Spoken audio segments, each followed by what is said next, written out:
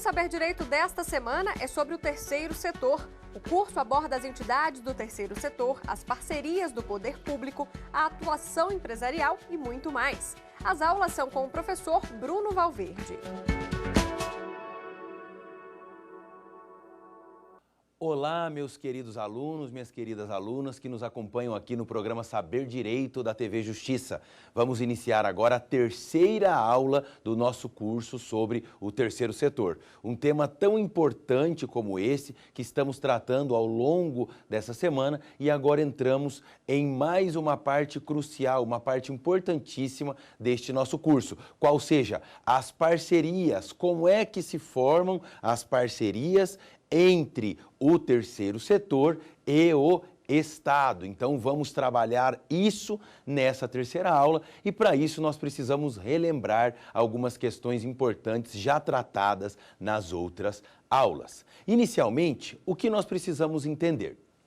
Nós precisamos entender que o terceiro setor, ele nasce a partir dessa perspectiva do Estado de ter entidades colaborativas, entidades da sociedade civil organizada, que vai prestar uma colaboração ao Estado de Direito e, a partir da Constituição de 1998, então, eu tenho esse lastro constitucional que permite que essas entidades, então, prestem esse serviço de forma oficial ao Estado de maneira colaborativa, dentro de uma perspectiva neoliberal. Fizemos, inclusive, uma retrospectiva na segunda aula e na primeira aula detalhamos um pouco mais sobre esses períodos econômicos, o liberalismo, o Estado social e o Estado neoliberal, que nada mais é do que o novo liberalismo. Bruno, tudo bem. Agora, como é que funciona, então? O que é que eu preciso entender a respeito dessas parcerias, de como isso se operacionaliza? Vamos lá. Eu disse a vocês que nós temos, então, essas entidades do terceiro setor, sejam elas associações, fundações, qualificadas ou não como OCIP ou então como OS, e que essas entidades precisam de operacionalizar agora, ou seja, eu preciso de mecanismos para juntar, para fazer a parceria entre o Estado, e quando eu falo de Estado, eu estou falando de união de estados e municípios, e o terceiro setor. Como é que se dá esta parceria? Bem, nós temos em 1998, a criação da Lei 9637 de 98, que é a Lei das Organizações Sociais. Esta legislação é tida como um marco regulatório do terceiro setor, juntamente com a Lei 9790 de 1999, que é a lei das OCIPs, das Organizações da Sociedade Civil de Interesse Público. Ótimo! O que isso tem a ver, então, Bruno? O que isso tem a ver é que, a partir de então, eu tenho novos mecanismos de celebração de parcerias entre o poder público e as entidades do terceiro setor, que até então eram feitas essencialmente por convênios, de uma forma desorganizada, de uma forma desenfreada, e a partir de então eu tenho essa nova regulamentação. Perfeito. Então, o que nós temos de OCIP e o que nós temos de OS? A OS, pessoal, a OS, ela esse termo, essa colaboração com o Estado, ela é externada através do quê? De um contrato de gestão. Então, está aí a primeira diferença para a OS, para a organização social, em parceria com o poder público, eu celebro um contrato de gestão. E mais, ninguém cria uma OS. Eu não chego lá no cartório de pessoas jurídicas e digo, quero criar uma organização social. Não. Organização social é uma qualificação concedida pelo Poder Executivo para aquela entidade que já exista. Então, eu tenho requisitos na 9637 de 98 que me permitem a qualificação como organização social. Perfeito. Então, eu tenho para organização social então, esse contrato de gestão celebrado com o poder público. Ótimo. Agora, esse ato de qualificação, esse ato de qualificar essa entidade como organização social, ele é um ato discricionário. Olha lá que coisa importante e interessante para você guardar. Eu tenho um ato discricionário de criação, de outorga deste título de organização social para essa entidade do terceiro setor já existente. Perfeito. Agora, Bruno, e a organização da sociedade civil de interesse público? Na organização da sociedade civil de interesse público, eu tenho o quê? O termo de parceria. A Organização da Sociedade Civil de Interesse Público, a OCIP, também é uma qualificação. Eu não crio uma OCIP, é uma qualificação. E essa qualificação, ela é fornecida pelo Ministério da Justiça de forma vinculada. Então, eu tenho um ato administrativo vinculado para a qualificação da OCIP. E como é que eu faço, Bruno? Qual é o termo? É um convênio? É um contrato? É um termo de fomento? É o que eu faço para, então, celebrar esse termo, esse acordo com o poder público, com o Estado, a União ou os municípios? Eu faço o quê? Eu faço um termo de parceria. Então, está aí mais uma inovação da 9790 de 99, que é o termo de parceria. Então, eu tenho termo de parceria para a OCIP e eu tenho contrato de gestão para a OS. Para as OS, eu tenho ato administrativo discricionário para a sua qualificação e para a OCIP eu tenho um ato administrativo vinculado. Perfeitamente, Bruno. Nossa, eu estou entendendo agora o que você está me dizendo. Acontece que eu tenho mais diferenças. Na organização social, na OS, eu tenho o quê? Eu preciso ter uma diretoria, eu preciso ter um conselho que tenha membros do poder público, neste conselho. Então, eu não posso ter uma entidade qualificada como OS que não tenha membros do poder público no conselho. Olha só que diferença interessante. E por que isso, Bruno? Por que isso acontece? Porque a ideia das organizações sociais é nós termos exatamente um controle maior do poder público sobre as atividades que são desenvolvidas pelas organizações sociais. Perfeito. A partir daí, então, eu tenho essa diferenciação. Na OCIP, então, não há problema nenhum. Eu tenho alguns requisitos da 9790, como o tempo de existência da entidade para a solicitação da qualificação, o termo de parceria, o concurso de projetos, mas são questões que não envolvem diretamente essa necessidade de membros do poder público, inclusive com percentual, como estabelece a OS. Para a OCIP eu não tenho esse percentual de membros do poder público. Se fosse só isso, Bruno, estava tranquilo, né? Estava super tranquilo. Mas eu tenho o seguinte: em 2014, nós temos um novo marco legal do terceiro setor, que é o quê? Que é a criação da Lei 13.019 de 2014. Então, eu tenho uma legislação nova que estabeleceu um novo marco legal a partir de 2014. E esta legislação, ela foi, inclusive, alterada logo na sequência, em 2015, pela Lei 13.204 de 2015. Então, houve mais uma alteração legal depois da 13.019, que foi a alteração de 2015. E sabe que interessante, meu querido aluno e minha querida aluna? Nós temos esta lei de 2014 com alteração de 2015, mas essa legislação só começou a vigorar, só entrou em vigência em 2016. Então, em 2016 é que eu tenho todo esse marco do terceiro setor de 2014 e 2015 entrando em vigência no nosso direito brasileiro.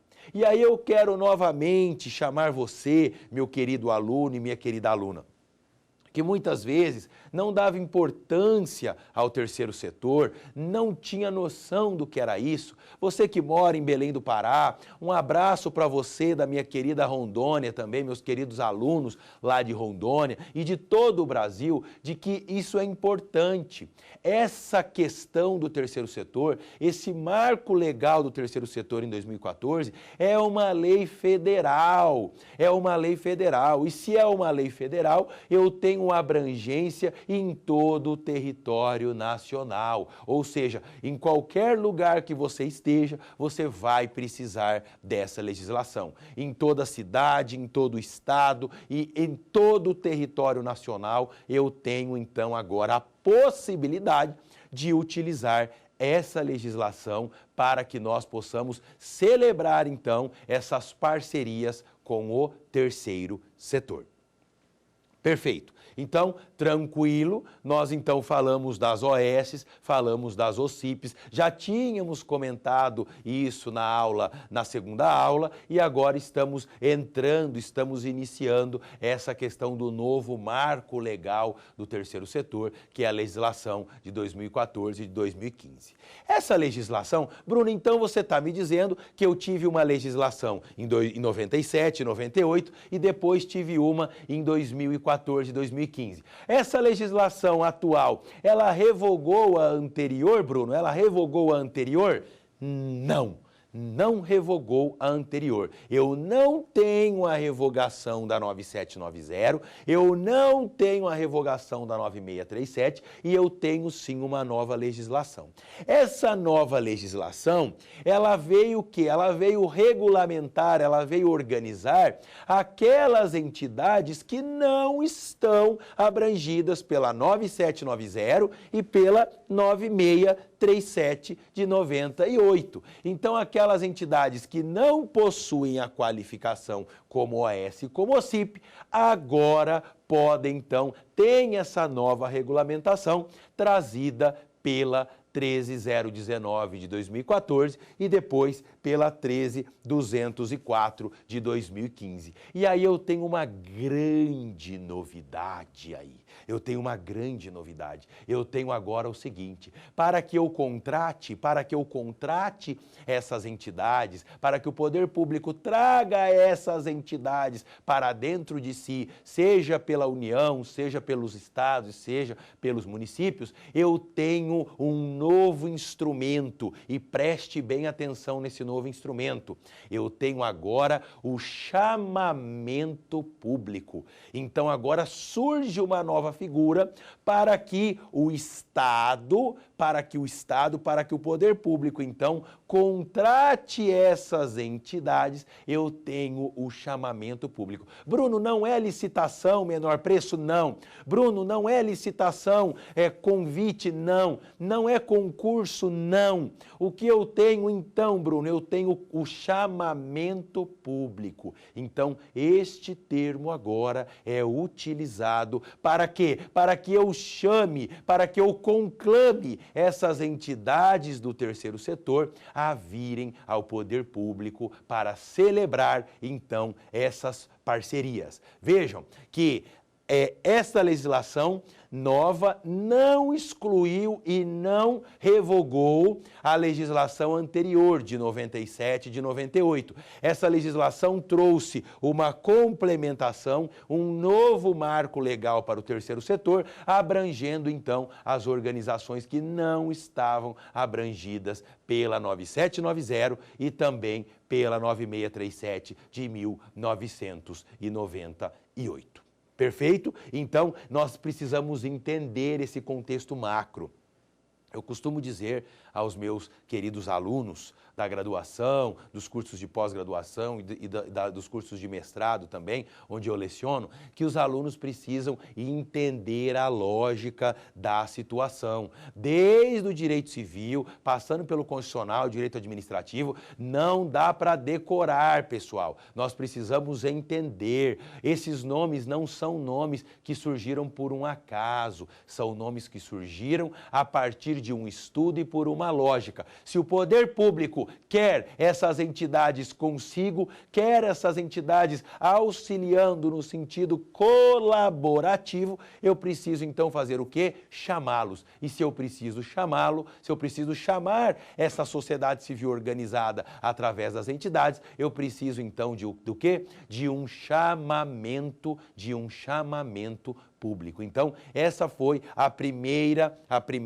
grande novidade do novo marco legal do terceiro setor, que é a Lei 13.019 de 2014, que entra em vigência em 2016. Então, aí nós temos a primeira questão e eu vou trazer agora como é que isso vem na sua prova, no seu concurso, porque muitos de vocês tenho certeza que quando começaram lá na primeira aula e viram a temática, pensaram, isso não cai em prova, isso não cai no concurso. Pelo contrário, vocês estão, meus alunos e minhas alunas, redondamente enganados. Isso cai e cai muito, principalmente porque é uma legislação nova. Para o direito 2014, 2015, 2016 é algo extremamente novo, então nós precisamos entender agora isso através de uma questão que eu vou trazer para vocês através do nosso quiz. Venha comigo e acompanhe aqui na tela.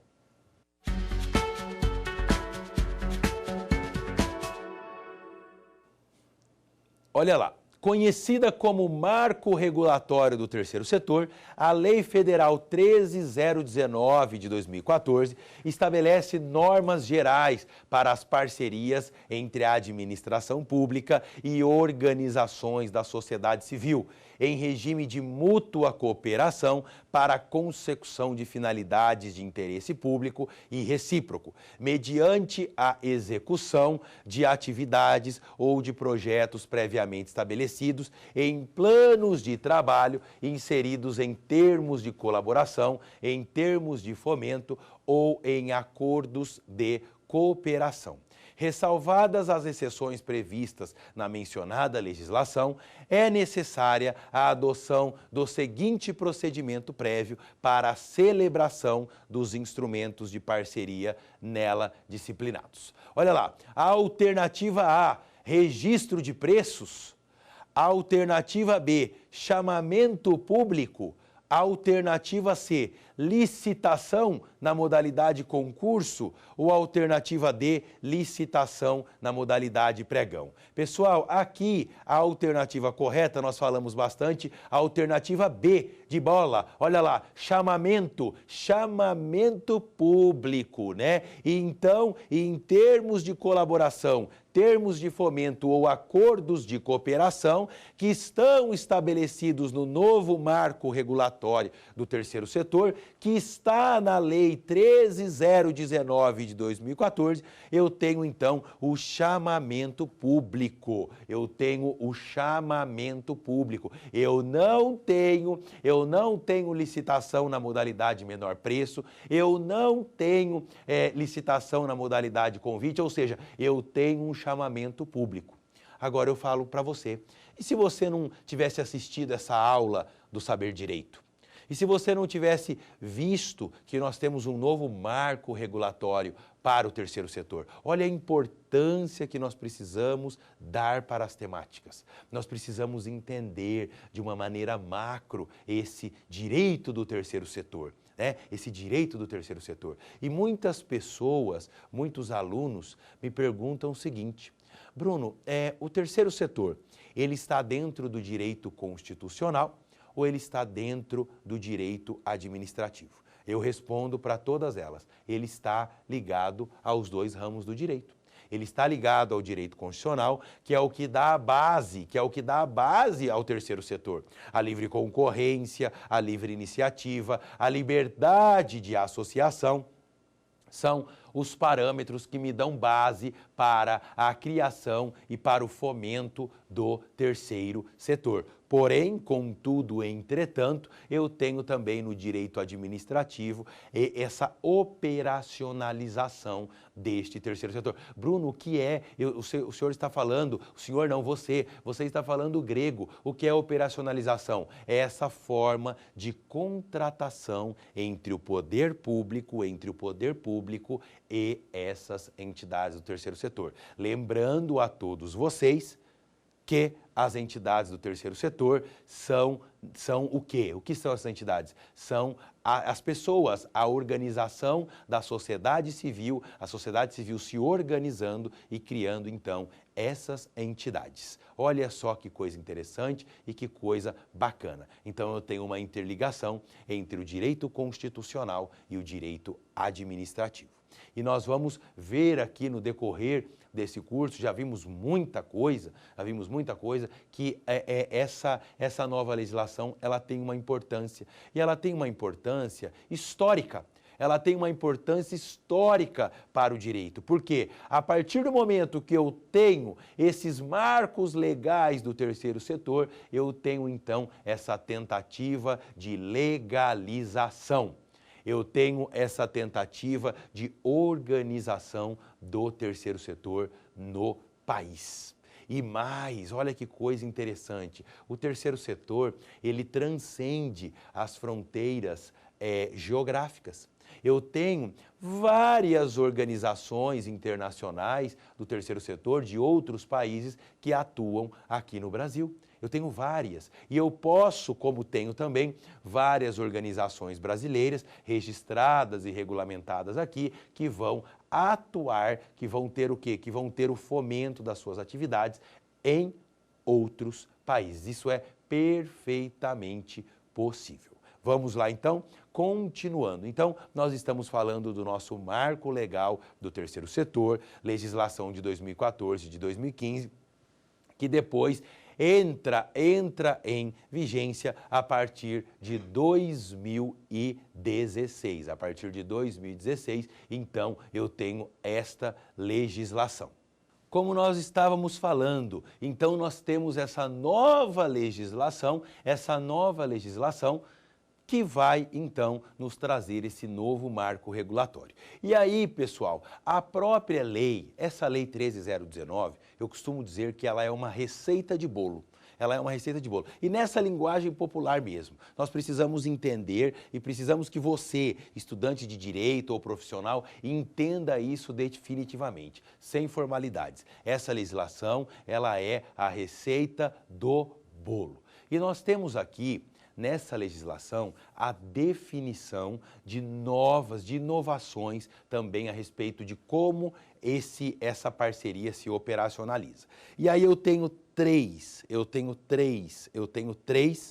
termos que nós podemos utilizar. O primeiro deles, trazido pela legislação, é o termo de colaboração. Então, eu tenho termo de colaboração, eu tenho termo de fomento e eu tenho o quê? Eu tenho acordo de cooperação. Então, eu tenho termo de colaboração, eu tenho termo de fomento e eu tenho acordo de cooperação. Acordo de cooperação. Qual é a diferença, Bruno? Qual é a diferença entre termo de fomento, termo de colaboração e acordo de colaboração? Qual é a diferença? Nós vamos explicar isso agora aqui para vocês. A primeira forma, então, após esse chamamento público, que eu posso ter depois que eu chamo, ou antes de chamar também eu já defino como isso vai acontecer, é o nosso termo de colaboração.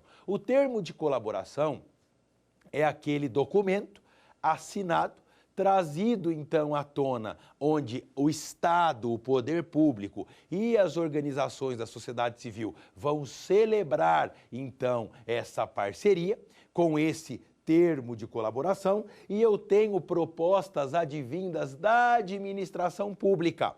E eu vou explicar para você o que é isso. Neste caso, a administração pública, então, parte dela. Ela fala, olha, eu preciso muito de uma entidade aqui para nós fazermos o quê? Um termo de colaboração, onde envolva transferência de recursos públicos. Então, no termo de colaboração, eu tenho a transferência de recursos públicos da administração pública para as entidades do terceiro setor. Bruno, e se essa entidade for ligada, for uma entidade qualificada como OCIP e como OS.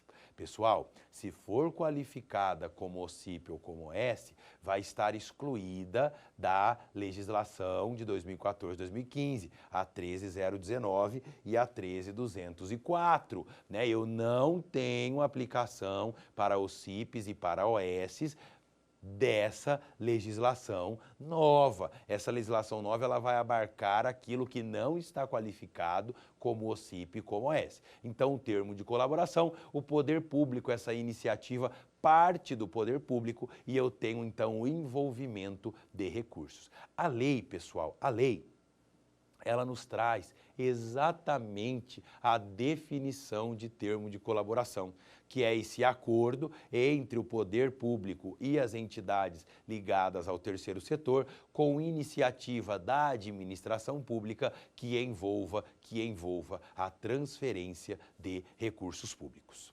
E aí eu vou dar um exemplo para vocês, Eu tenho uma entidade, uma associação, por exemplo, que tem o interesse em ações sociais ou em ações voltadas, por exemplo, para a área da saúde. E o poder público está precisando disso. Então, surge do poder público este o quê? Este chamamento público, onde eu vou fazer o quê? Eu vou celebrar, então, esse termo de colaboração depois do chamamento público, para que eu possa, então, ter esta parceria, ter esta ligação com o poder público, tá? É algo muito importante, algo muito sério. Essa legislação, ela traz todas as minúcias deste termo de colaboração, inclusive a questão de prestação de contas, inclusive a questão de acompanhamento, de gestão, tudo isso está dentro dessa nova legislação que entrou em vigência há pouco tempo, em 2016. Então, a lei, a 13.019, ela é muito clara, ela é muito objetiva, ela é muito didática. Termo de colaboração é aquele termo que eu celebro, então, quando a iniciativa é do poder público, Bruno, qual é a segunda modalidade? A segunda modalidade é o nosso termo de fomento, que está também na nossa legislação. Termo de fomento. O termo de fomento, ele é quase igual ao termo de colaboração. Qual é a diferença entre o termo de fomento e o termo de colaboração? Está aqui na legislação, pessoal. Eu tenho essas propostas vindas de quem? Dessas organizações da sociedade civil. Então, a organização da sociedade civil, ela propõe e o poder público acata ou não. Se o poder público acatar, eu estou falando do quê? De termo de fomento. Então, eu vou celebrar um termo de fomento onde eu tenho, sim, a transferência de recursos. Então, termo de colaboração e termo de fomento. Termo de colaboração, eu tenho transferência de recursos, mas a iniciativa é da administração pública. Termo de fomento, eu tenho transferência de recursos, mas a iniciativa, a proposta é feita pela organização da sociedade civil. Olha que coisa magnífica, que coisa interessantíssima, pessoal. É isso que é bacana do direito, é isso que é legal, é isso que a gente precisa realmente entender. Essas diferenças que estão na legislação. Mas aí, pessoal, olha só que coisa interessante. Eu faço um parênteses aqui para te explicar isso. Quando nós falamos termo de colaboração e termos de fomento, você vai fazer o quê? Você vai ter que decorar? Você vai decorar que termo de colaboração é de iniciativa da administração pública e termo de fomento é de iniciativa, então, da organização da sociedade civil? Não, você não vai decorar.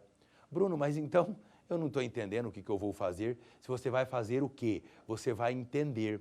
Termo de colaboração é quando a administração pública, então, ela precisa do quê? De colaboradores, ela precisa de colaboradores. Agora, quando a sociedade civil, então, vai fomentar o poder público, vai incitar o poder público, vai nos trazer algo diferente, eu tenho o quê? Eu tenho esse termo de fomento. Agora, pessoal, tem uma questão aí muito importante, extremamente importante e valiosa, que às vezes você não está aí com a luz amarela acesa. Essas pessoas, esses dirigentes que estão envolvidos nesses termos de colaboração, nesses termos de fomento, eles respondem por eventuais atos de improbidade administrativa. Eu tenho sim a responsabilidade desses dirigentes por atos de improbidade administrativa. Até porque eu estou falando de recursos públicos que estão sendo transferidos para a entidade e essa entidade precisa sim ter a cautela e a conservação e o bom uso do dinheiro público. Até porque, a partir de então, eu tenho a aplicação dos princípios lá do artigo 37 da nossa Constituição, que nós também precisamos relembrar. Por que nós precisamos relembrar, Bruno? Porque a partir do momento que eu tenho um elo de ligação entre o poder público e a iniciativa privada, ou seja, essas entidades ligadas ao terceiro setor, que são sim pessoa jurídica de direito privado, eu tenho então essa relação com o poder público e eu vou estar sujeito aos atos de improbidade administrativa. Isso é muito importante. E aí os princípios, nós temos lá legalidade, impessoalidade, moralidade, publicidade e eficiência. Eu preciso ter a eficiência que foi implantada através de uma emenda constitucional por conta dessa reforma gerencial do Estado que nós tivemos na década de 90. Ou seja, eu tenho que seguir dentro desse elo de ligação entre o poder público e a iniciativa das organizações da sociedade civil organizada, esses atos, esses princípios lá do 37, porque eu estou falando de dinheiro público, eu estou falando de administração pública e, por conta disso, eu preciso sempre buscar a eficiência do dinheiro público. Tranquilo? Então, termo de colaboração e termo de fomento. Termo de colaboração e termo de fomento. Bruno, eu tenho mais algum? Eu tenho mais algum? Eu tenho sim mais uma espécie aqui que está na legislação, pessoal, que está na legislação, que é o acordo de cooperação. Acordo de cooperação. Bruno, por favor, o que é o acordo de cooperação? O acordo de cooperação é um acordo. Olha lá, eu estou sendo redundante? Não. Quando eu faço um acordo, eu não estou envolvendo, neste caso, a transferência de recursos públicos. Então, eu tenho um acordo de cooperação mútuo entre as entidades do terceiro setor e entre esses entes públicos, seja a União, sejam os estados e sejam os municípios, onde eu vou ter o quê? Eu vou ter uma cooperação. Eu vou ter, assim como eu tenho no termo de fomento, por exemplo, mas eu não tenho aqui a transferência de recursos públicos. Então, eu posso ter um acordo de cooperação. Então eu tenho, olha lá, pessoal, tá aqui, ó, tá aqui na legislação, acordo de cooperação, termo de fomento e termo de colaboração. Termo de colaboração, termo de fomento e acordo de cooperação. No fomento e na cooperação, os dois primeiros, eu tenho transferência de recursos. Na colaboração, iniciativa da administração pública. No fomento, iniciativa da organização da sociedade civil de interesse público. E no acordo de cooperação, eu não tenho transferência de recursos, como eu tenho nos dois primeiros. Olha só que coisa interessante. E aí, recapitulando também, eu tenho essa sujeição, eu estou sujeito a responder por atos de improbidade administrativa. Ok, vamos em frente que nós estamos exatamente andando pelo novo marco legal do terceiro setor. Você que pegou agora aqui, que ligou agora a sua TV e está começando a assistir esta aula sobre o terceiro setor, esse curso sobre o terceiro setor, nós estamos falando exatamente do marco regulatório, do marco legal do terceiro setor, do novo marco legal que surgiu em 2014 e foi modificado em 2015. Isso é muito importante, até porque nós temos uma legislação nova e muitos pontos a serem analisados aqui durante este curso sobre esse novo marco regulatório do terceiro setor. Pessoal, uma questão importante também, aí voltando um pouco e fazendo um paralelo, a gente tem que fazer um paralelo entre esses marcos regulatórios. Lá nas OCIPs, nas organizações de sociedade civil de interesse público, eu tenho o quê? Eu tenho um tempo mínimo para pedir a qualificação como OCIP.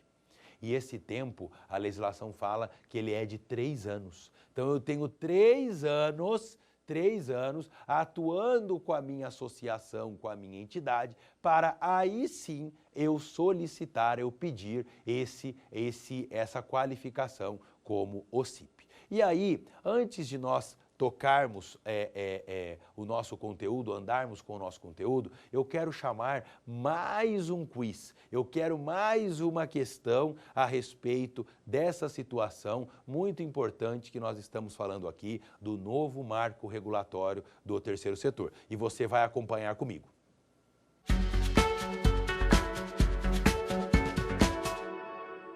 Olha lá, pessoal, nas relações entre o terceiro setor e a administração pública e fazendo um paralelo com a lei de improbidade administrativa, assinale a afirmativa correta. Então, antes de nós entrarmos nas alternativas, ele está pedindo a afirmativa correta. Eu tenho que tomar cuidado com isso. E ele está falando da relação entre o terceiro setor, a administração pública e fazendo o quê? Um paralelo que nós já conversamos sobre a lei de improbidade administrativa. Olha lá, alternativa A.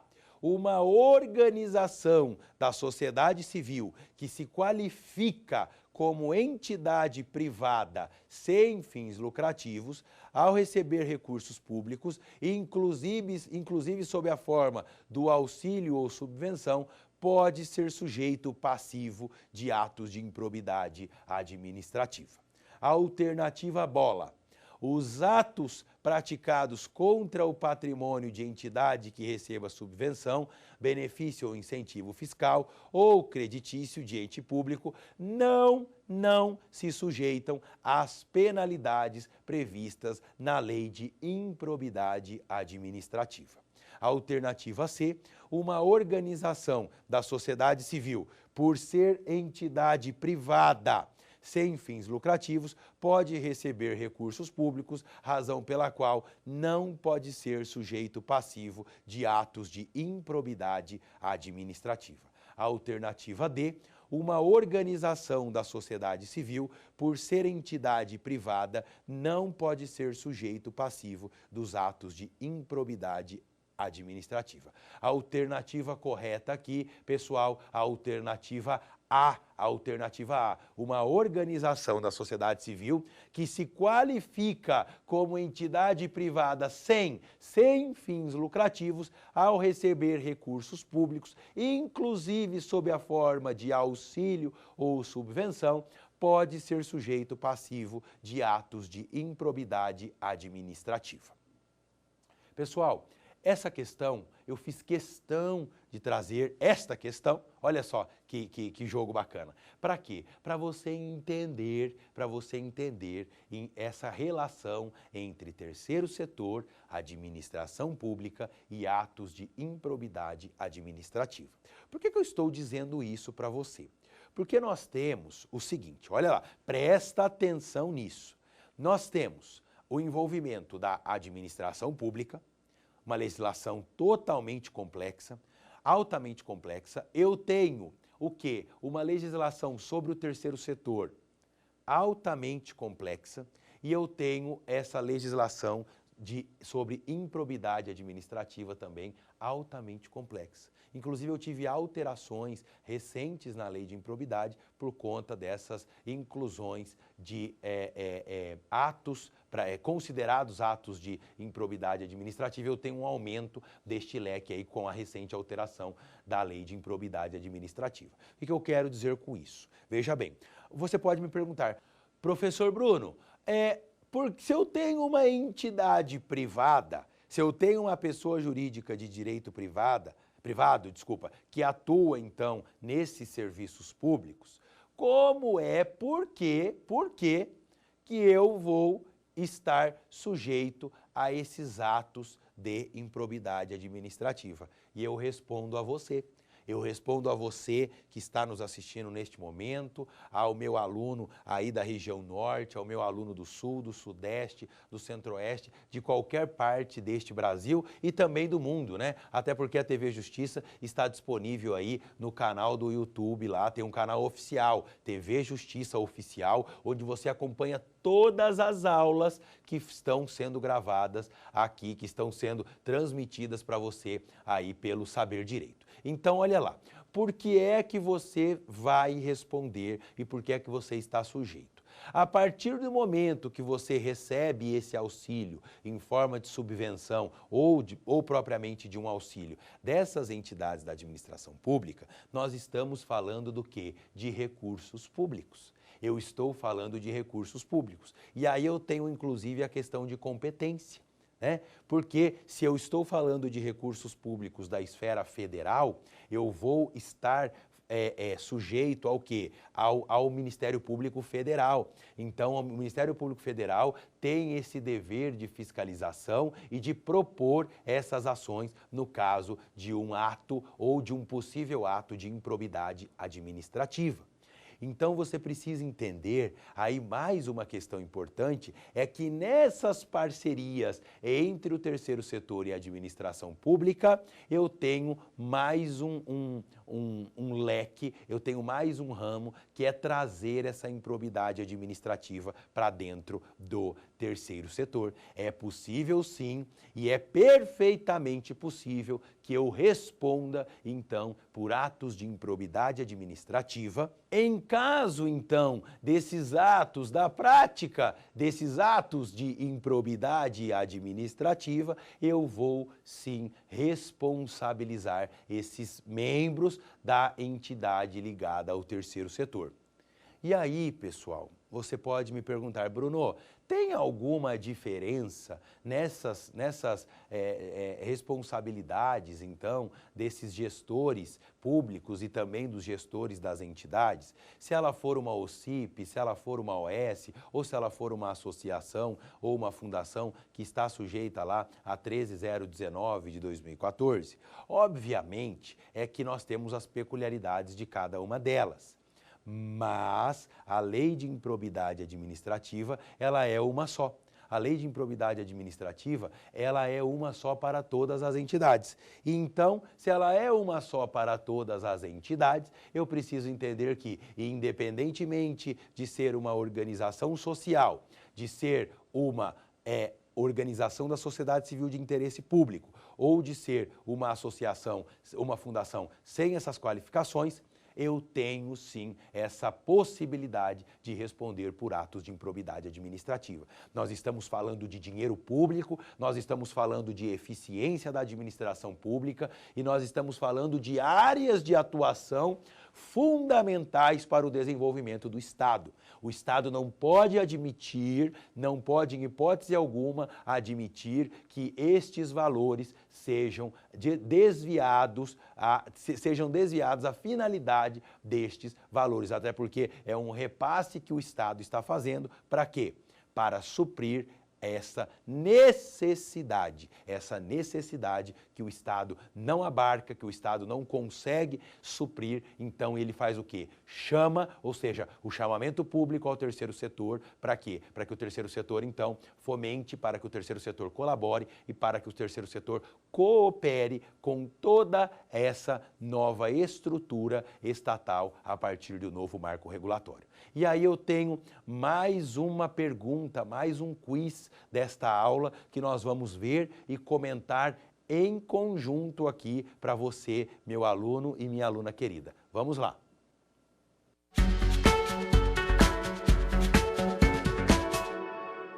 Olha lá, essa é para relembrar. No que diz respeito aos sindicatos e às OCIPs, assinale a alternativa correta. O sindicato não pode se qualificar como organização da sociedade civil de interesse público, uma vez que tal qualificação, de origem doutrinária, não tem amparo legal.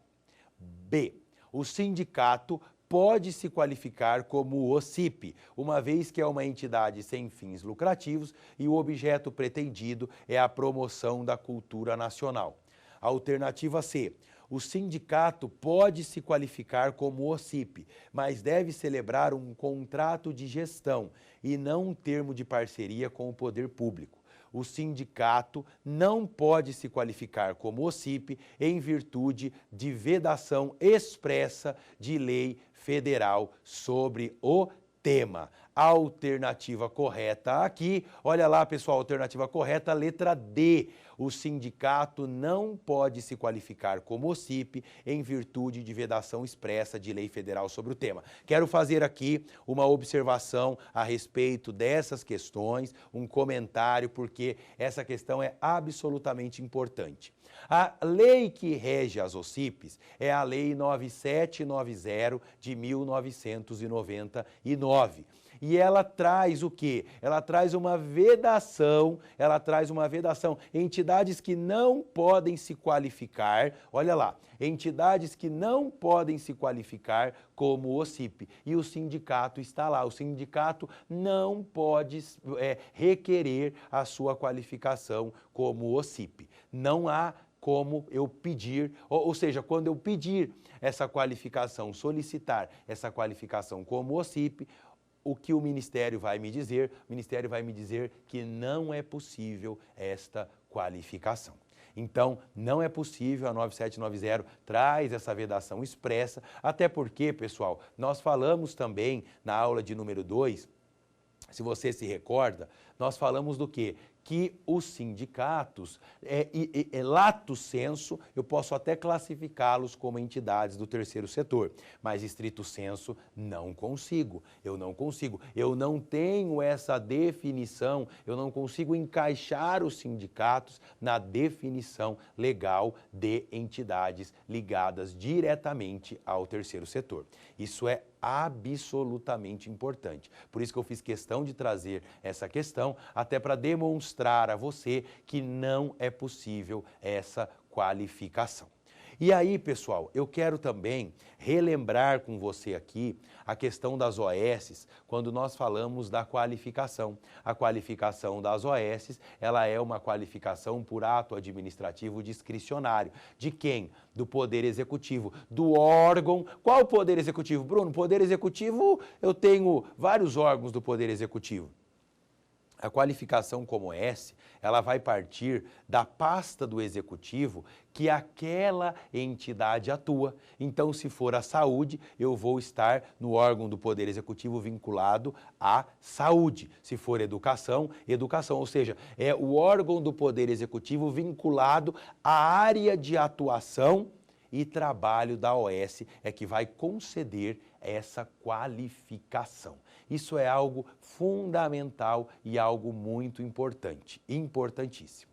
E aí, voltando ao nosso marco legal do terceiro setor, a nossa nova legislação, novíssima, eu tenho aí algo muito novo que as pessoas ainda estão descobrindo como funciona. Uma observação importante, agora que nós estamos chegando quase ao final dessa nossa terceira aula aqui no programa Saber Direito da TV Justiça, esse curso magnífico sobre o terceiro setor, nós precisamos entender, e nós tivemos essa legislação, a 13.019, foi uma das leis mais discutidas com a sociedade civil e com as classes que iriam ser diretamente atingidas pela legislação. Eu tive a realização de audiências públicas, eu tive a realização de amplos debates em caráter nacional a respeito dessa lei, e essa lei, então, ela foi criada, ela foi trazida para o nosso ordenamento após uma discussão muito ampla. Então ela tem o quê? Ela tem um embasamento jurídico muito forte, ela tem um embasamento jurídico muito discutido com a sociedade e trazendo os problemas que essas entidades do terceiro setor apresentavam e que não estavam sendo supridos pela 9790 e pela 9637 de 98. Então, essa lei, ela me trouxe o quê? Ela me trouxe uma inovação, mas eu costumo dizer aos meus alunos, e digo a você agora, uma inovação com responsabilidade, uma inovação com o quê? Com uma discussão ampla, com uma discussão política, com uma discussão sociológica e com uma discussão econômica. A partir daí eu trago essa discussão para o projeto de lei e olha que coisa interessante. Essa lei de 2014, depois alterada por uma nova lei em 2015, mas que só entra em vigência em 2016. Agora você me pergunta, por que, Bruno? Por que uma lei que foi criada, que foi aprovada em 2014, ela então tem esse tempo, tem essa vacatio legis até 2016? Nós costumamos dizer que é o tempo de maturação. Então eu tenho o quê? Eu tenho um tempo de maturação.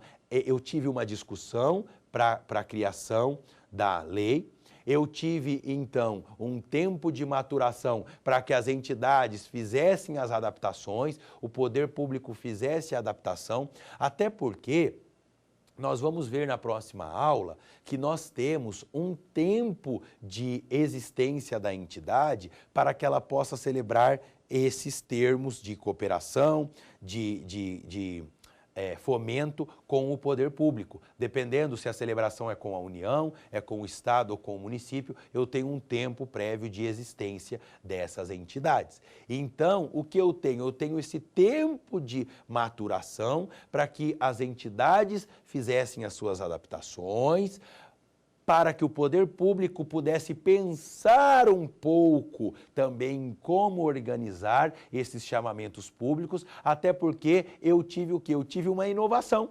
Você veja bem, antes de 2016, que foi quando a lei entra então para valer em vigência, eu não tinha o quê? Eu não tinha esses chamamentos públicos dessa forma que a 13019 traz. Eu tinha o quê? Eu tinha concurso de projetos, eu tinha as licitações, eu tinha dispensa de licitação em algumas possibilidades, no caso das organizações sociais, mas eu preciso então ter o quê agora? Eu preciso ter uma adaptação e é isso que a lei fez. Por isso que nós temos esse tempo de maturação entre a edição da lei e a sua entrada em vigência, que nos trouxe então esse novo marco regulatório do terceiro setor, não deixando de maneira nenhuma, em hipótese alguma, a 9790 e a 9637 para trás. Por que não? A própria lei nova nos traz o quê? As exceções,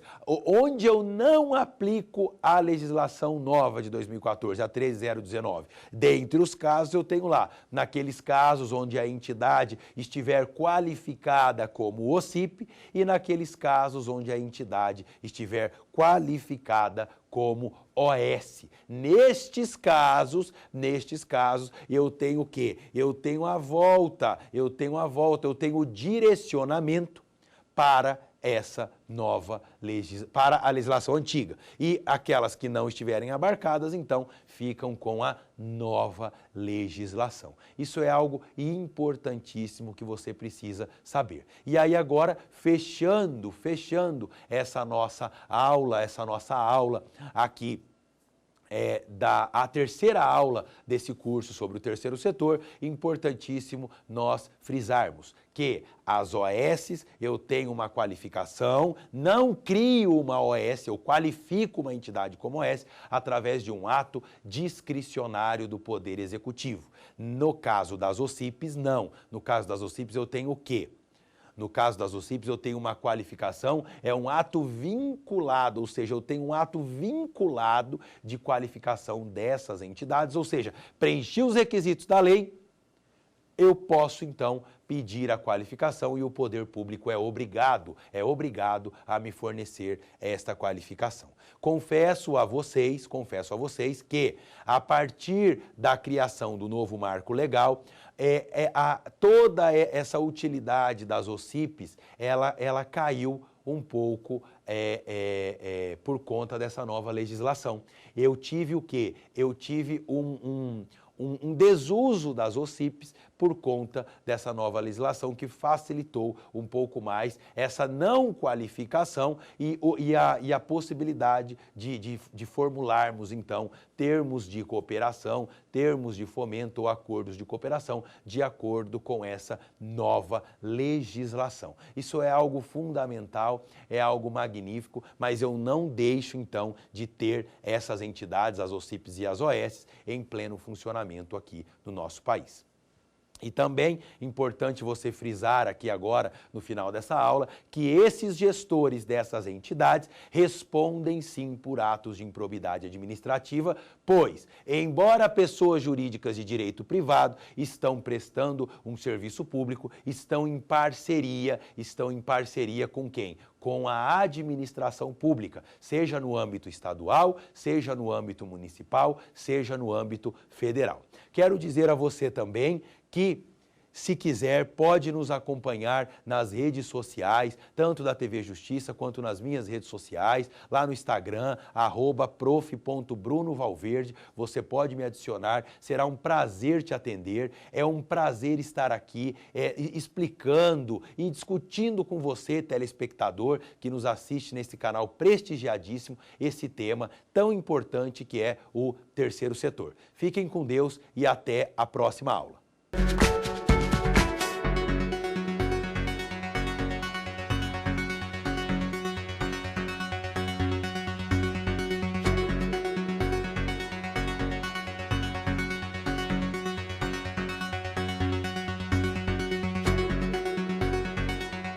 Ficou com dúvidas? Então mande um e-mail pra gente, saberdireito@stf.jus.br, ou entre em contato pelo nosso WhatsApp. O número é este que aparece na sua tela. Você também pode estudar pela internet. Acesse tvjustiça.jus.br ou reveja as aulas no nosso canal do YouTube, TV Justiça Oficial.